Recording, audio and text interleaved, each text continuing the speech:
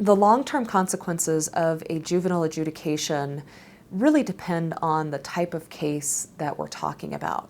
There's a common misconception that juvenile cases just magically disappear when a child turns 18, and that's simply not the case.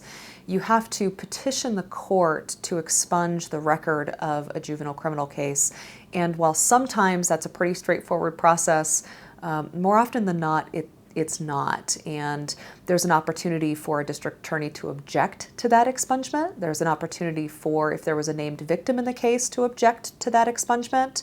And in certain instances, the court would ultimately have to decide if it was in the best interest of the community to expunge the record of that case. So having an attorney that specializes in the expungement process is important. The statute that governs expungement is not straightforward. It can be a difficult process. There are a number of pitfalls. So having someone that's walked down that path before is important to make sure that you don't fall in any of the traps that exist in the expungement process. There are certain kinds of cases that are not eligible for expungement.